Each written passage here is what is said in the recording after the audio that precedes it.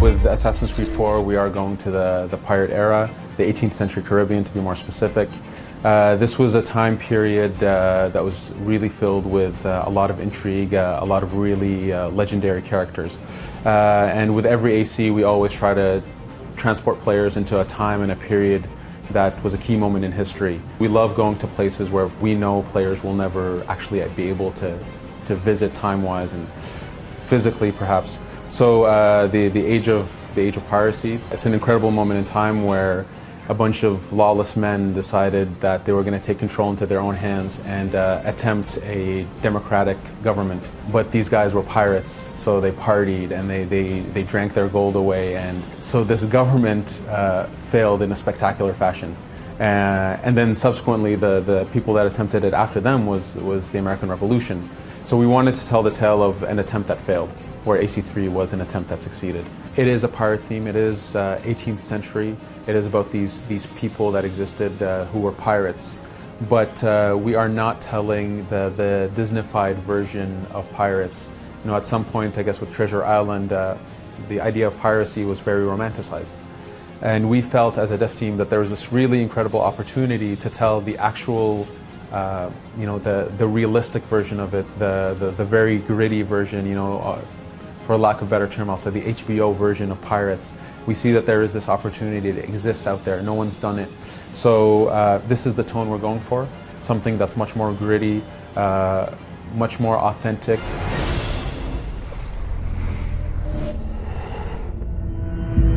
Our main hero in AC4 is Edward Kenway. Edward is a British man who grew up very poor. Characteristic-wise, he's very charming, he's very charismatic, but at the same time, because of his poor upbringing, he's very reckless and selfish. And so we meet Edward at the beginning of the game as a pirate. And as his story progresses, he meets with assassins. They begin to train him for their reasons, but he has this internal conflict now. Where he is this very selfish person wanting his own motivations, but at the same time the Assassin's Creed is asking him to be selfless. Every time we come up with a new character, we really try to define a motivation, a reason that this hero exists, and give them their own unique personality. Altair was someone who is duty-bound. Ezio was someone who's very much more flamboyant and extravagant and a charmer. And of course Connor is much more of a quieter figure who is much more tough and had a different perspective on life than Ezio. And he dealt with things in a much darker way, and that was his personality that was created for him. Again, Edward is a brand new personality. He is very charismatic, so he does talk a lot. He is very big with his actions, but he's also selfish and reckless. And so this gives him a really unique twist to his personality. And again, because he begins the game as a pirate, his transition into the Assassin Brotherhood is really different than the previous Assassins of the series. The world we've created in AC4, it's really the freshest and the most different world that we've ever created. As previous ACs, we still have the main cities. We have 3 main cities, Havana, Kingston, and Nassau. But we've also built a really massive world that's filled with 50 unique locations.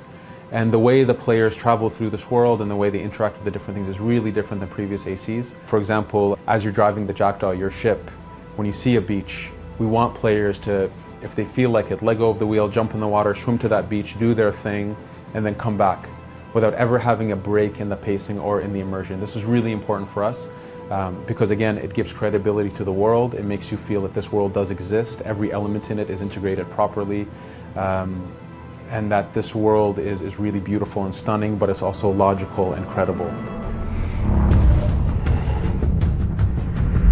AC3 built a very incredible, exciting new system for naval combat, something unseen in gaming before.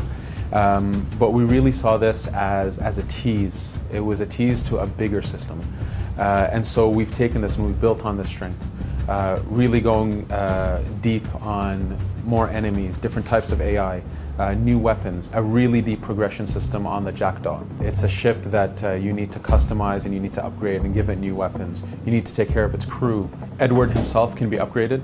There's a big progression system around Edward himself, and the hunting system and the harpooning activity actually, which is the hunting in the sea. These two systems feed into the progression of Edward as a hero. Edward can carry up to 4 pistols. You start the game with 1, and then you need to upgrade to be able to carry the 4. You can shoot 4 back to back, you can shoot 2 or 3, and it actually changes your combo in a different way. The stealth element, we want stealth to be a viable component, a viable gameplay for players.